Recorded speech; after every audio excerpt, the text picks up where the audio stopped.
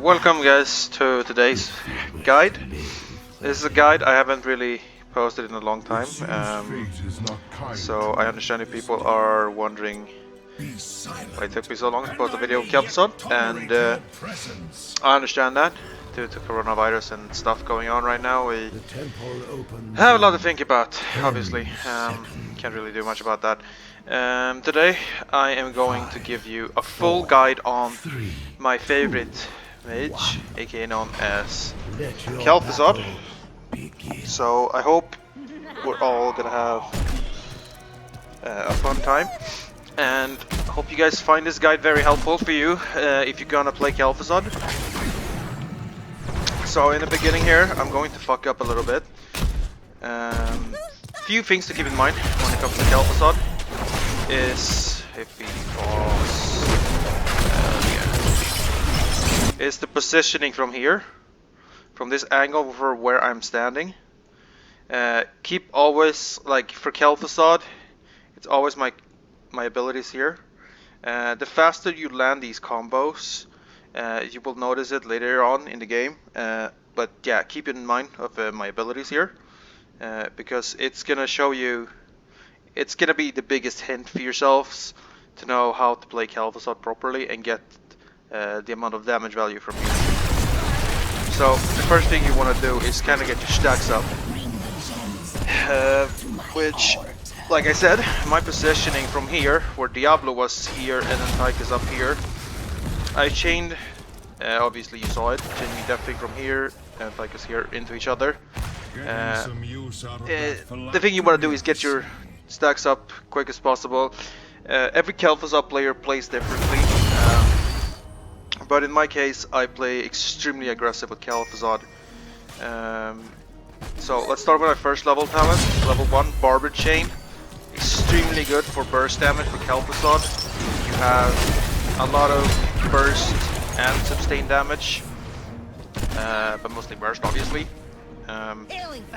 The thing you want to do when you start the game is getting your light stack, which gives you, if you completed getting 30 stacks, you gain 75% spell power, which is super good. 50 stacks gives you a glacial spike, which is this ability here, who has a 30-second cooldown. Activates a spike, a glacial spike where Kel'thuzad can chain a structure and chain a player into the structure. So in beginning here, I always make sure my chain is always up. Don't waste your Frost Nova unless you're fighting, like, unless you have a lot of melee or close within melee range, then I would suggest using it. Otherwise don't, because it's just a waste of mana and, well, ability.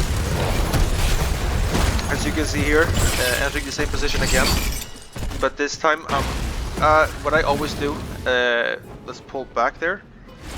Sorry, I'm gonna pull back a little bit, and I'm gonna show you. So what happens is that for my playstyle with Kel'thuzad at this occasion is that I know that the risks I'm taking for going so far in for Tychus just because of my stacks. So at this occasion here, as you can see from the angle I'm standing right here, and then having both Diablo and Tychus nearby me here with my friend ProHelix from this angle, which I'm not really thinking about because Helix at this occasion is not going to help me because he already uses mine. So from this angle here where I'm standing now with Kel'thuzad is that I can chain, because my chain is up and my other ability is on cooldown. Your chain and your spike, if I had my spike now, would have been two different ways I could have saved myself. Some people use the spike, but during certain circumstances you panic and you run away from the spike and you don't want to land your combo because you want to risk getting yourself killed. At this occasion, what I do is that I take my spike. If I have my spike now, I would go down here to this particular area, but I would put the spike here. So I know it takes at least 2 seconds for it to come up. So it gives me enough second to body block Diablo, but when the circle comes up here, I stand near the wall here So the only issue you have, if you're standing particularly here or here, it's gonna push you upwards. If you're standing just a little, like an inch, a millimeter down here on both sides, the spike will push you downwards. So at this occasion, what I do is chaining Diablo into Tychus just to keep them away from me. And on the same side, on the bright side as well, I gain 2 additional stacks. So it really depends on how aggressive, how willingly you would fight for your stacks. Let's see, can I show? Yeah. My second talent, which is a huge requirement if you're gonna play Shin build, because I see people taking Phylactery, which is also good. I'm not saying it's shit, but you heal yourself for 10% of damage dealt. But against counters such as Tracer, Valera, Zeratul, Varian, Taunt, and both Smash Varian, Butcher, Diablo, Valla, Hammer, I wanna say Junkrat, but mostly Genji, and other heroes. The armor of the Arc Lich is so much better. Not because you have 50% physical armor, because people... Oh, okay, we all get it. 50 physical armor, well, it doesn't really cover you from spell damage from Junkrat Grenade or such. I know that, but the reason I take Army of the Arc Lich is not because of that, but I'm taking it because of the slow.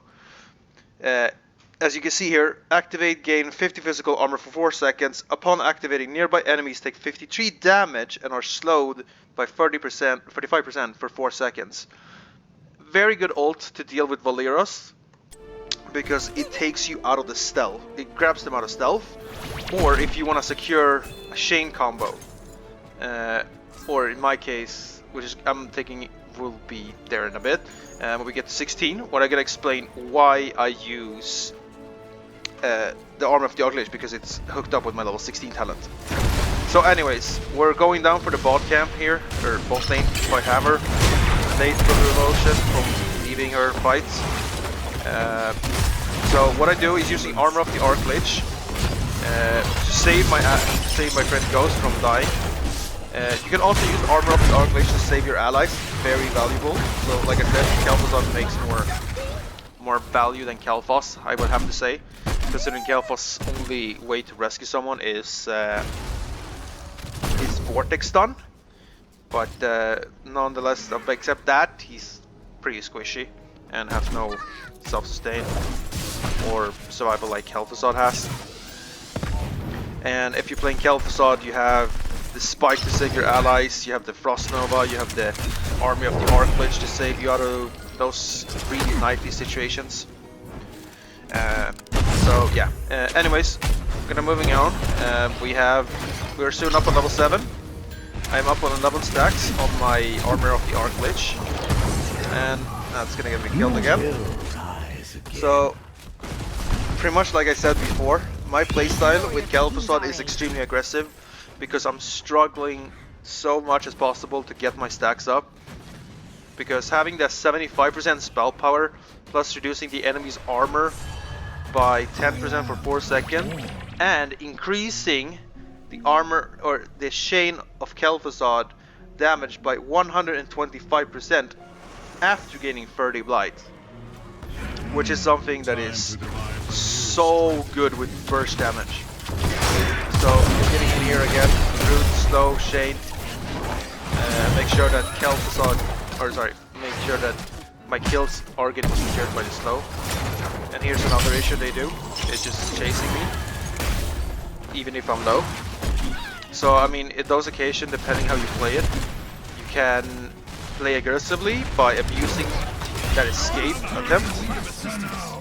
Now I have 15 stacks, which allows me to have my spike, and Valla is there. Because the thing we did was, of course the towers killed her obviously, but by putting my spike here, Valla's fault because she vaulted obviously, but nonetheless, when I chain my target into the spike, I pop my Armor of the Arc Lich immediately when I have my level 6 at any talents overall. You take the armor of the Archlich, slowing them by 35%, which is so strong. Following that up with Frost Nova Definitive, you have to be fast. This is the third pillar you require to play Kel'Thuzad very well. And I'm pretty sure many people is gonna lecture me about that that's not really the case, or there might be other ways. Sure, there's freaking multiple ways of dealing with this. But if you really want to be the one depending on your allies 90% of the game, I mean, be my guest and just skip this video if you don't want to watch it. But at this, keep watching, because I am far from done, and this video is going to show you what a Kel'Thuzad by himself can actually do compared to Kel'Thuzad who plays with other, or needing the entire team just to get 1 or 2 kills off. So, prioritization. The stacks, the Master of the Cold Dark has to be completed before you're reaching 10 minutes. So I have 4 minutes, 4.5 minutes left to complete my quest. Because if I don't, well, it says itself. It will take too long and my team will lose the fights. So what I do, armor of the Archlich again, just to survive, and then push it and using my chain, or well, I didn't have anything else to use then. But yeah, so armor of the Archlich, huge, perfect ability for defend. Level 7. Now it comes a little bit more spicier part. Chilling Touch. Every 8 seconds, Kel'Thuzad Snake's basic attack hits all enemy in the area for 80% additional damage, deals spell damage instead of physical damage, and slows by 30% for 2 seconds. This increases your spell damage, or yeah, hits, yeah, by an additional 80% damage, plus 75% spell power. Well, you can basically calculate that by yourself if you want to. I'm not going to go an entire map lesson here. But the damage is insane with the chain build. So yeah, we're at the moment Ghost is learning to play Zeratul, aka known as the Walking Joke, and the reason we call him the Walking, or the reason Ghost calls him the Walking Joke, is because it ports in and out every time, you know, basically how Zeratul works. But yeah, this is not a Kel'Thuzad, this is not a Zeratul guy, this is a, just you guys know why we call him the Walking Joke, because well, probably some of you are wondering why we call him that, but yeah, that's the reason. Anyways, so at this occasion I was trying to get in a double chain from there, which I didn't, and it got me killed, or my friend Felix killed. So what I do now is just trying to complete my stacks. I'm already at 7 minutes. Level 10. Sorry, I'm gonna pause again. Level 10, Shadow Fister, creating a Fister anywhere on the battleground that explodes after 1.5 seconds, dealing 409 damage to an enemy hero in its area. If an enemy hero is hit, set its cooldown to 1.5 seconds, which is basically really good, because that means I can reuse my ult over and over again and getting more damage.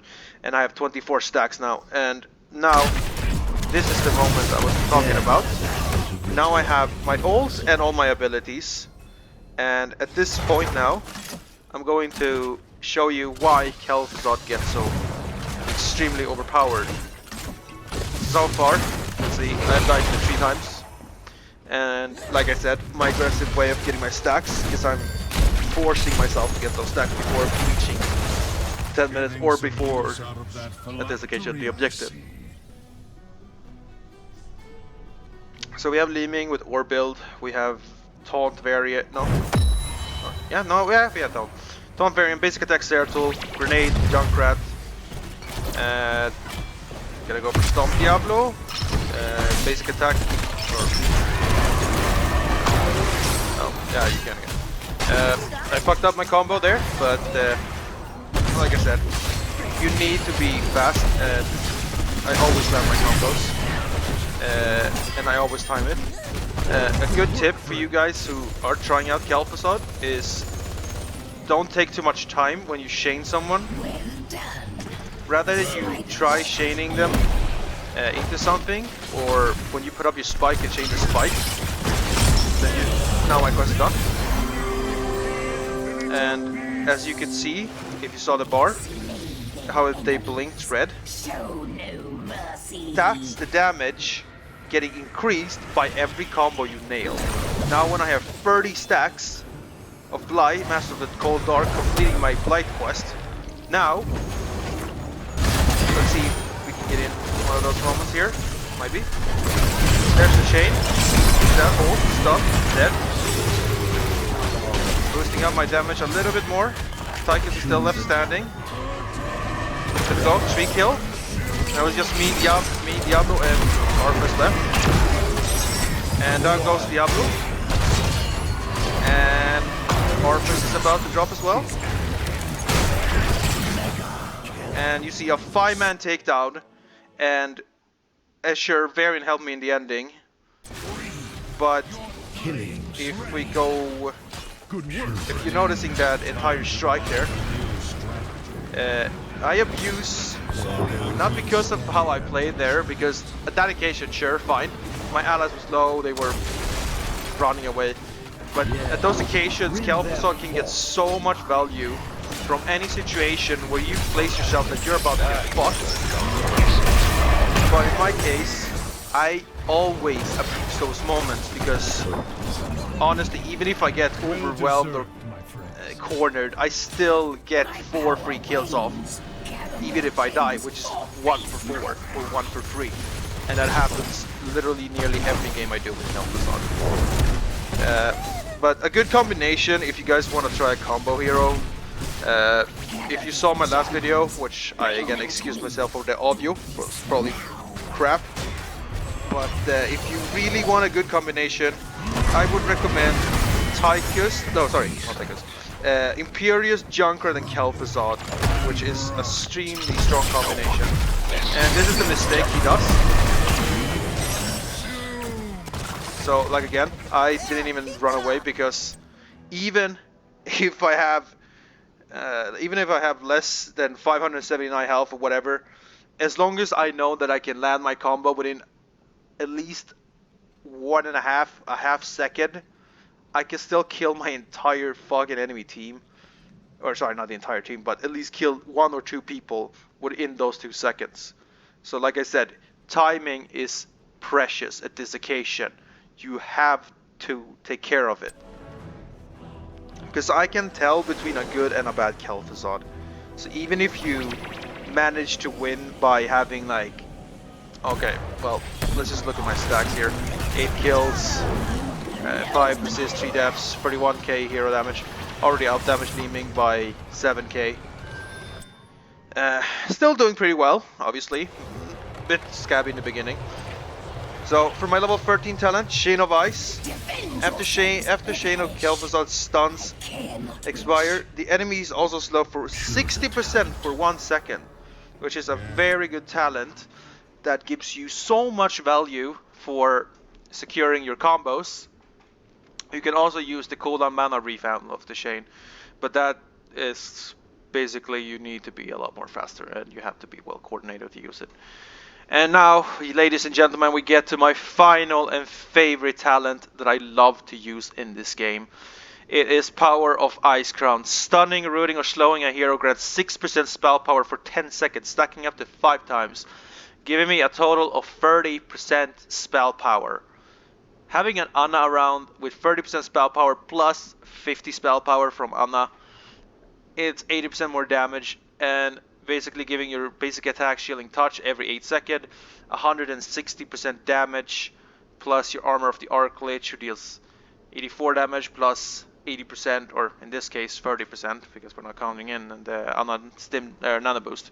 So basically I gain 130% additional damage from my basic attack, and my Armor of the Archlich gain an additional... Wait, 75... Yeah, right. Sorry. I'm stupid. 105%. So that means my Shadow Fissure gains an additional 105 stacks. 105% additional damage as well for my basic attack and my Armor of the Archlich, including my Chain.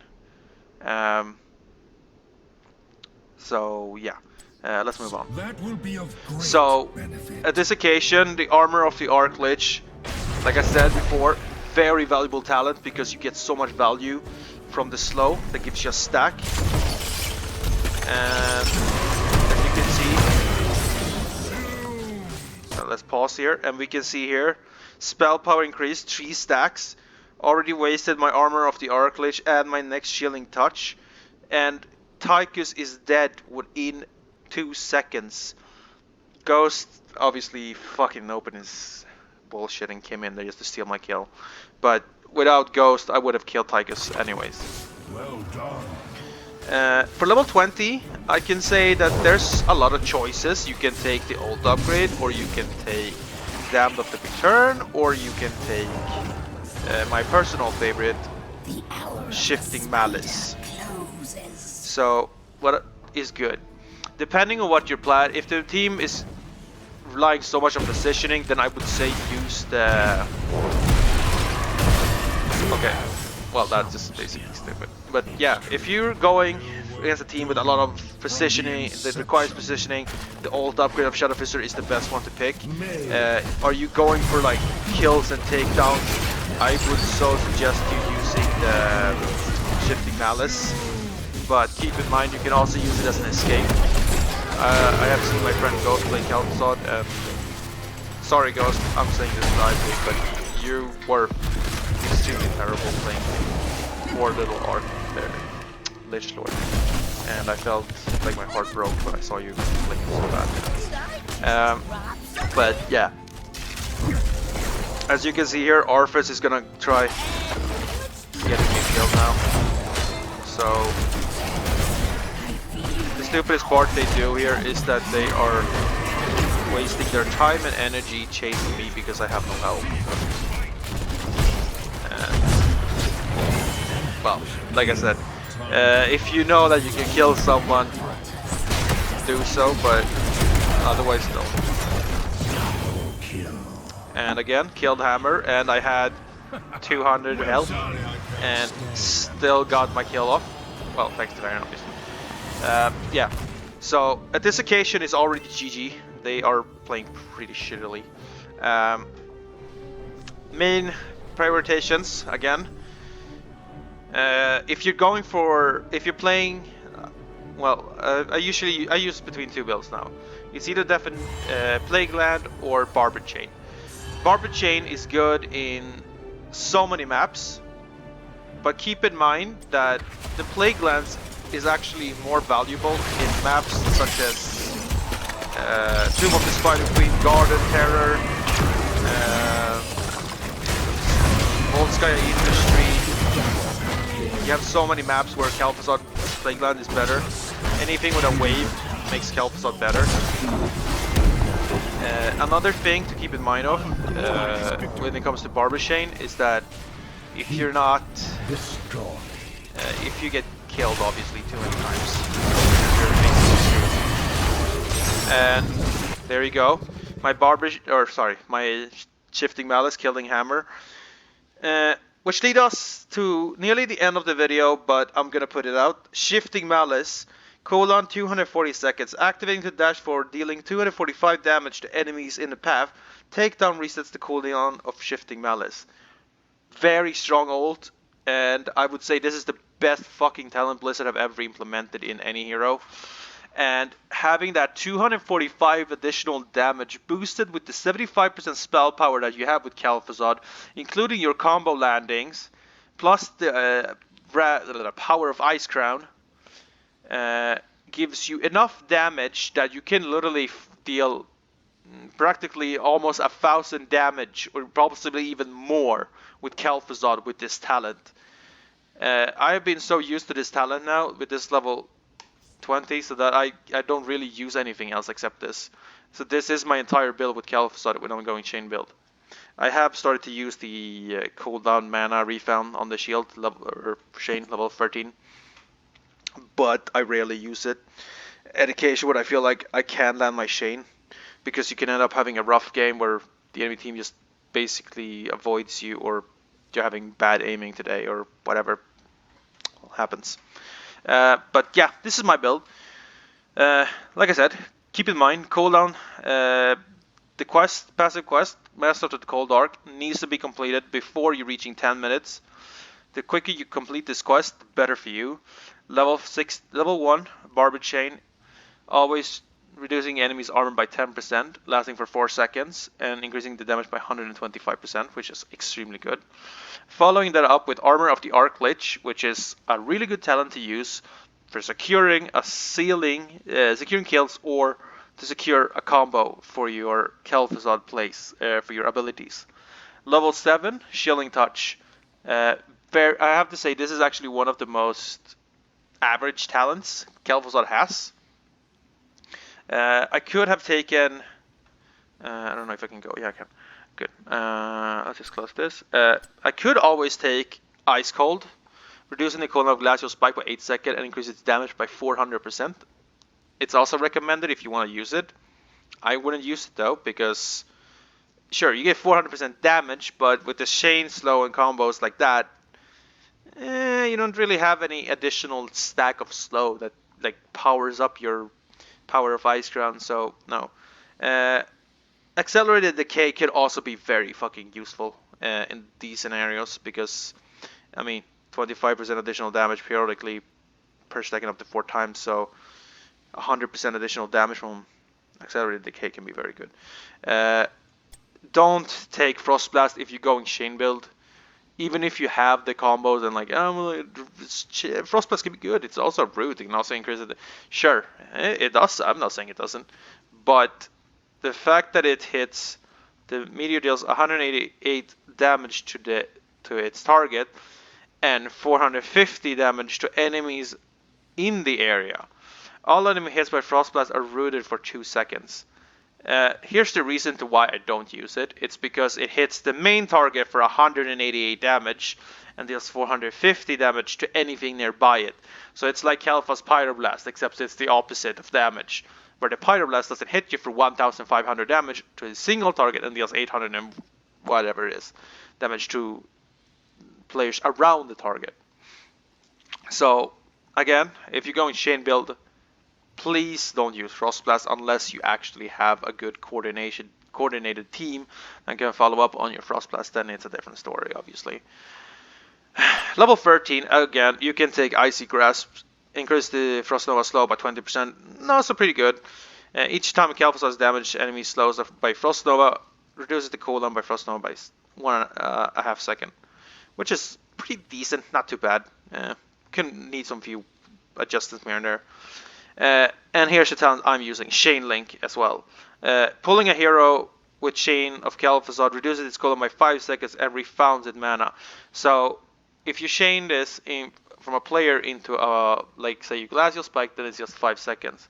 If you chain the player into another player, you instantly reset and gain basically all your mana back, so you won't run out of mana. But like I said before, you need to have a fucking great timing and precision with your chain. That's the main issue with Kel'Thuzad. So that's why for beginners and average player, go always for Chain of Ice, because it's so much better and you secure your combos much faster. Level 16, Hungering Cold can be very valuable as well. Kel'Thuzad root enemies that are rooted takes an additional 90% damage each time they're hit by Kel'Thuzad, which is my main talent I use for my Plagueland build, so it's very good. I never use Arcane Echoes because this talent is so extremely bad.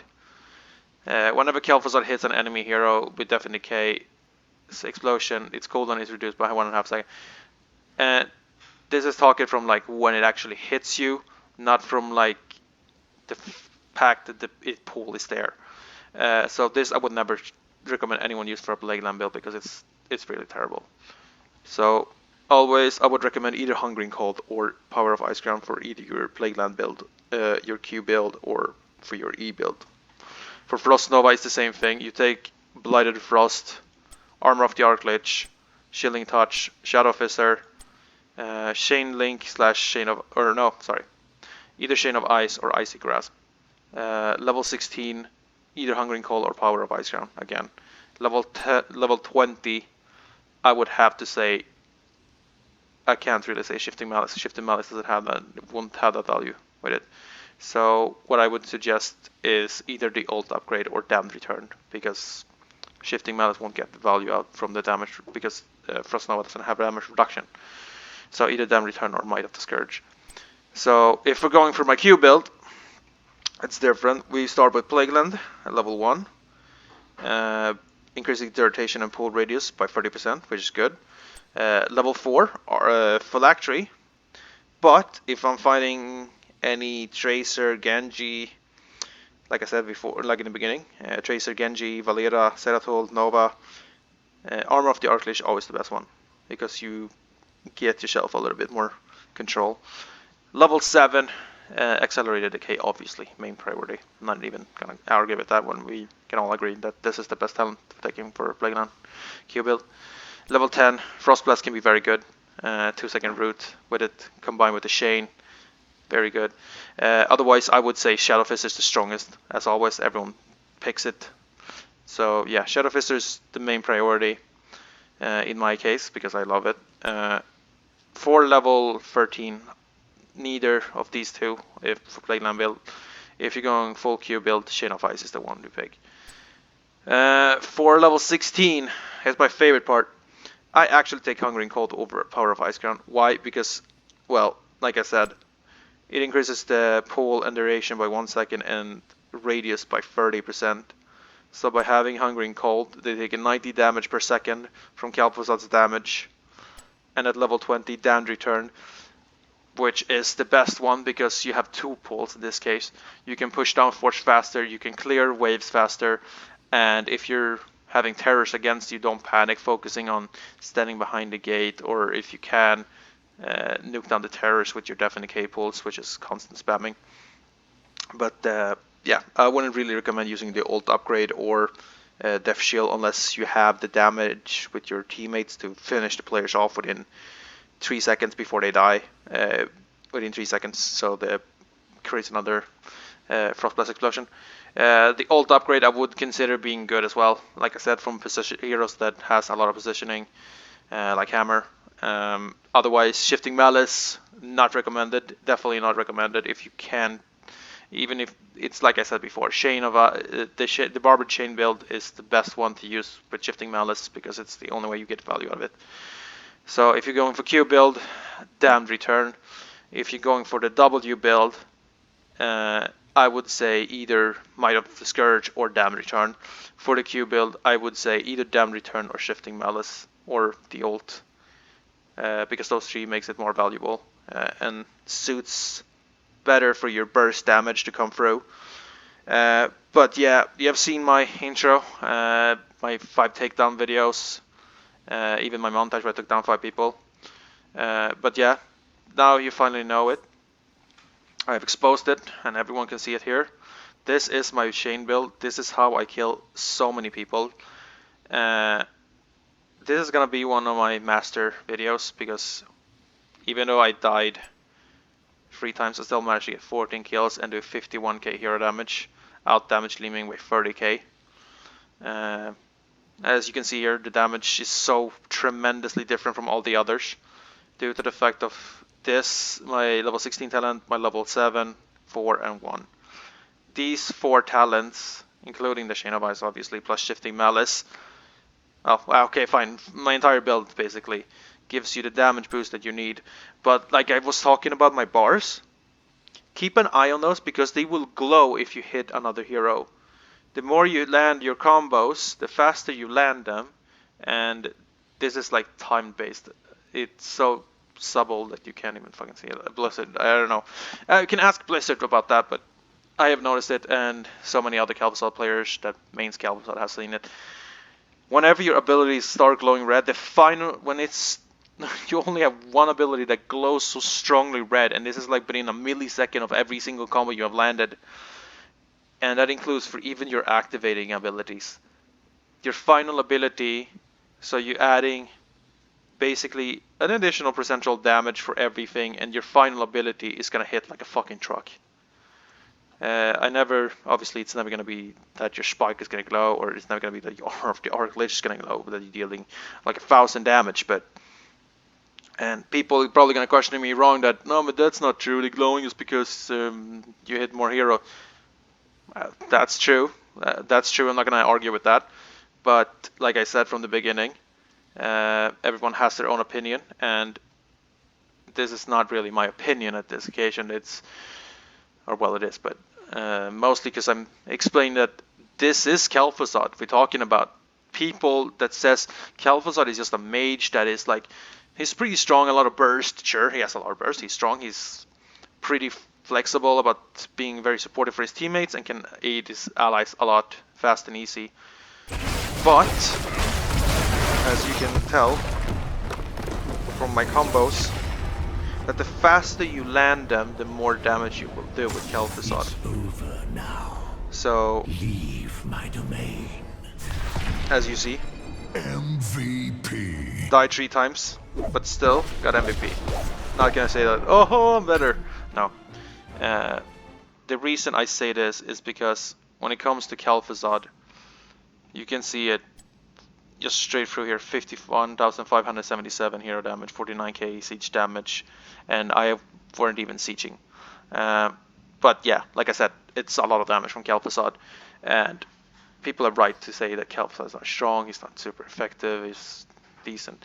But for me, Kel'Thuzad is one of my strongest mages with a lot of burst damage, has a lot of sustained damage and burst, and is one of the most valuable as mages for Garden of Terror. He's good for Sky Temple, he's good for Inferno Shrines, he's great for Battlefield of Eternity. He is strong in Volsky Industry, so if you're gonna ban something, Kel'Thuzad is one of my priority ban, and I would ban Kel'Thuzad in Sky Temple, Garden of Terror, Inferno Shrines, Battlefield of Eternity, Volskaya Industry. Those are the maps I would ban Kel'Thuzad. Anything that has a big wave, even in Tomb of the Spider Queen, ban Kel'Thuzad. Kel'Thuzad is worse than Jaina. But yeah, if you really don't want to face up against a really heavy mage, then I would say ban Kel'Thuzad in all those maps that I mentioned. Anyways, I hope you guys enjoyed this short log. It probably wasn't very good, but I hope you guys at least enjoyed watching me die 3 times and then eventually turn it around. But I will be posting more video gameplays of Kel'Thuzad if people are still interested in knowing how to play Kel'Thuzad. As I said before, you can message me on the Facebook page, Valera Master, which I'm going to be putting in the description. And I am going to give live lessons for people who wants to play Valera Kel'Thuzad. And I'm going to give you free guides, tips, tricks, ways of you making yourself like getting up from like maybe from bronze up to diamond 5 or 4. And for those who wonders what my rank actually is, well, I'm platinum 5 still and not planning to do more rank anymore due to the fact that most people are being very toxic lately, and I can't really stand it. Anyways, hope you guys enjoyed this video. We all enjoyed playing this game, and we can safely say that our next hero is going to be a Nexus hero, as Blizzard had announced it for the next event, which is going to be a Greek theme. Probably people have already seen it. If you haven't, I'm going to put a link in the description to Blizzard's Twitter page, where they have announced our new theme, which is going to be a Greek theme, which, again, I'm hoping that Kel'Thuzad gets some new skins, because we all can agree that Kel'Thuzad has no new skins. Anyways, I'll see you guys in the Nexus. Bye-bye!